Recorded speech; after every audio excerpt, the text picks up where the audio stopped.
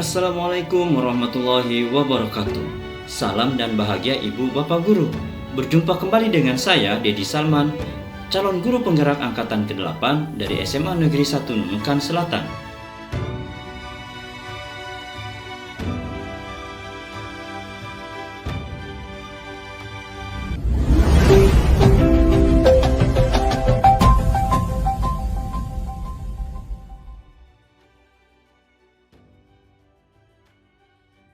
Video ini adalah koneksi antar materi modul 2.1 tentang pembelajaran berdiferensiasi.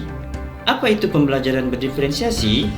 Pembelajaran berdiferensiasi adalah usaha guru dalam menyesuaikan proses pembelajaran di kelas untuk memenuhi kebutuhan belajar individu murid. Artinya, pembelajaran berdiferensiasi merupakan pembelajaran untuk mendukung semua murid di kelas kita. Maksudnya bagaimana ya? Ingat, setiap anak unik. Mereka punya kelebihan dan kekurangannya masing-masing. Begitu pula dengan minat, gaya belajar, kebiasaan, pola pikir, kemampuan literasi, dan lain-lain. Pasti berbeda bukan?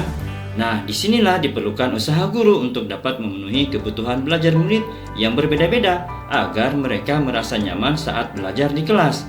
Dan tentunya tujuan pembelajaran dapat tercapai. Lalu bagaimana ya cara untuk dapat melakukan pembelajaran berdiferensiasi di kelas? Agar dapat melakukan pembelajaran berdiferensiasi di kelas, guru harus memahami tujuan pembelajaran terlebih dahulu. Selanjutnya, mengetahui dan merespon kebutuhan belajar murid, menciptakan lingkungan belajar yang mengundang murid untuk belajar, melakukan manajemen kelas yang efektif, dan melakukan penilaian berkelanjutan. Berkaitan dengan kebutuhan belajar murid, guru harus memahami 3 aspek berikut ini. Yang pertama, kesiapan belajar murid atau readiness. Kesiapan belajar mengharuskan guru untuk mengetahui pengetahuan awal dan menentukan apa yang telah murid ketahui dan di mana murid berada. Yang kedua, minat murid. Minat setiap anak pasti berbeda-beda. Minat adalah salah satu motivator penting bagi murid untuk terlibat aktif dalam proses pembelajaran. Dan yang ketiga, profil belajar murid. Profil belajar murid berkaitan dengan lingkungan budaya, gaya belajar, dan kecerdasan majemuk yang berbeda antara satu anak dengan yang lainnya. Kebutuhan belajar murid dapat diidentifikasi berdasarkan cara-cara berikut ini, yaitu mengamati perilaku murid-murid, mengidentifikasi pengetahuan awal mereka, mereview dan melakukan refleksi terhadap praktik pengajaran, berbicara dengan guru murid sebelumnya, membaca rapat murid di kelas sebelumnya, atau bisa juga menggunakan berbagai penilaian formatif dan diagnostik. Lalu, bagaimana strategi untuk mendiferensiasi pembelajaran bisa dilakukan? Strategi mendiferensiasi pembelajaran di kelas dilakukan dengan 3 cara, yaitu diferensiasi konten, diferensiasi proses, dan diferensiasi produk. Guru dapat memilih salah satu atau kombinasi dari ketiganya. Diferensiasi konten berkaitan dengan apa yang kita ajarkan, seperti materi, konsep, atau keterampilan yang perlu dipelajari berdasarkan kurikulum. Mendiferensiasi konten bisa dilakukan dengan membedakan pengorganisasian atau format penyampaiannya, bukan dengan mengubah atau menurunkan standar kurikulum. Diferensiasi proses berupa kegiatan yang memungkinkan murid berlatih dan memahami atau memaknai konten dengan cara membedakan proses yang harus dijalani oleh murid. Dan diferensiasi produk berupa bukti yang menunjukkan apa yang telah dipahami dengan cara membedakan atau memodifikasi produk sebagai hasil belajar murid, hasil latihan penerapan, dan pengembangan apa yang telah dipelajari. Adakah keterkaitan antara modul pembelajaran berdiferensiasi dengan modul-modul yang lain? Tentu saja ada. Untuk dapat melakukan pembelajaran berdiferensiasi, maka guru harus berusaha memenuhi kebutuhan belajar anak sesuai dengan kodrat alam dan juga kodrat zamannya berdasarkan filosofi Ki Hajar Dewantara.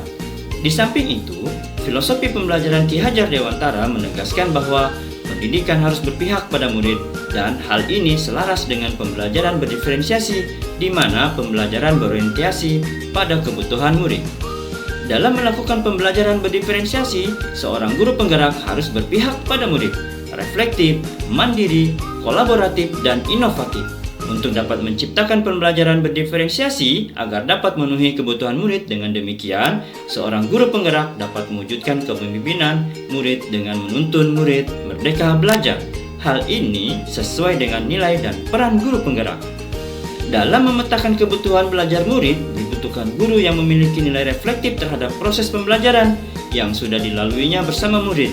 Harus inovatif, membuat media pembelajaran yang sesuai dengan kebutuhan murid, dan harus mampu berkolaborasi dengan murid, sesama guru, dan orang tua murid untuk mendapatkan informasi tentang karakter belajar murid.